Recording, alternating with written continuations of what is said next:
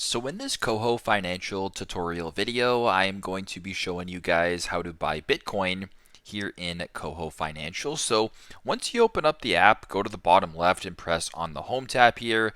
Then at the top where it says Spend, Credit, Borrow, Save, Invest, go ahead and select Invest.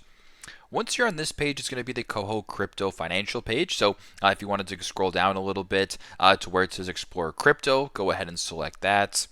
It'll then bring you to this screen right here where you can see the top crypto assets. So for me right here, it says Bitcoin under most popular. You can also go to where it says see all and then just search up Bitcoin, or in this case, just press Bitcoin, ticker symbol BTC. Now, if you want to buy it, go ahead and select buy right here.